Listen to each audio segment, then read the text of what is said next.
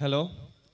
આમ એક લેખક તો નથી પણ ટ્રાય કરી હતી અને દીદી માટે જે મનથી આવ્યું એ બધું લખ્યું હતું તો અત્યારે તમારા બધાની સામે વાંચું છું એ.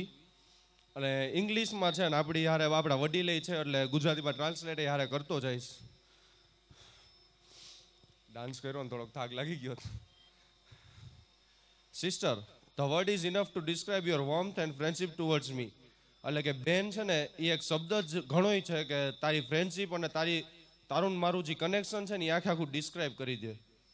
The trust, the honesty, the compatibility we carry always hold us together. કે આપણા બે વચ્ચેનો જે વિશ્વાસ છે એકબીજા હારે જેટલો આમ મેચ થઈ જાય છે અને જે આપણે એકબીજાથી જેટલા ઓનેસ્ટ છીએ એ બધું છે ને આપણને બેને આમ ભેગા મળી જોડીને રાખે છે. Understanding is the second name of yours. કે તું મને આમ દર વખતે બધી વસ્તુમાં સમજી શકતી હોય ને એ તારું આમ બીજું નામ છે. મતલબ અન્ડરસ્ટેન્ડિંગ એ તારું બીજું નામ છે. I remember the times that led me behind, but you are more than time to me who never laid me behind. કે મને એ ટાઈમ યાદ છે કે જ્યારે હું આમ એકલો રહી ગયો હતો ને હું પાછળ રહી ગયો હતો અને તું મારા માટે છે ને ટાઈમ કરતાં વધારે ઇમ્પોર્ટન્ટ છો પણ તોય તે મને ક્યારેય પાછળ નથી રહેવા દીધો. You always played brick to my life by never unholding my hand.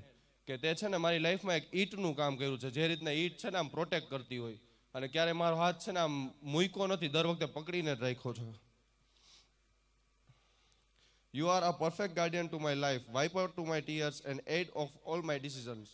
કે તું છે ને મારી લાઈફમાં પરફેક્ટ ગાર્ડિયન છો. ગાર્ડિયન એટલે કે આપણા મમ્મી પપ્પા હોય, આપણા કોઈ વડીલ હોય જે આપણી દેખરેખ કરતા હોય.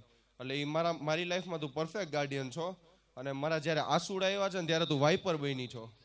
અને જ્યારે મેં ડિસિઝન્સ લીધા છે ને ત્યારે હંમેશા મારો સાથ આપ્યો છે. Your innocence always tax me to you. કે તું જેટલી આમ ઇનોસન્ટ છો ને તારું ઇનોસન્સ છે ને એ હંમેશા મને તારી તરફ આમ આકર્ષિત કરે છે. Remember, nor your him neither my her can make us apart. એટલે કે ઈ યાદ રાખજે કે તારો ઈ અને મારી ઓલી છે ને આપણને ક્યારેય દૂર નહીં કરી શકે. Your gestures towards my life is just priceless. કે તારા જે એક્સપ્રેશન્સ છે, તારા જે ગેસ્ચર છે ને એનું કાંઈ મૂલ્ય નથી. Thank you is a small word for your valuable presence in my life. So I would like to thank our mom for giving me you.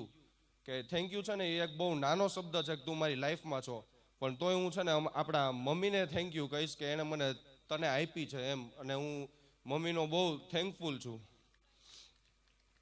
Although being your younger kin, never forget I am always standing here.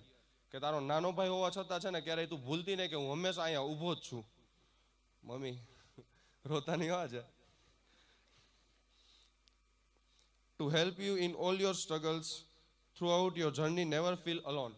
અને તારા બધાય જેટલું તારી struggles થશે તારી લાઈફમાં ત્યારે હંમેશા હું તારી હેલ્પ કરીશ અને તું ક્યારેય પોતાની સેલ્ફને એકલી નહીં સમજતી.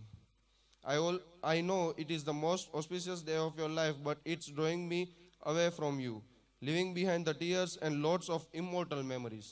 કે મને ખબર છે કે આ તારી લાઈફનો બહુ એટલે બહુ ઇમ્પોર્ટન્ટ દિવસ છે અને આપણે બે એકબીજાથી દૂર થાય છીએ અને આપણી જેટલી ઇમોર્ટલ મેમરીઝ એટલે કે અમર મેમરીઝ હતી એ આપણી બેની અને જેટલા આપણા બેની વચ્ચેના જે આંસુડા હતા એ બધું પાછળ મૂકીને આપણે બે એકબીજાથી દૂર થાય છે આજે.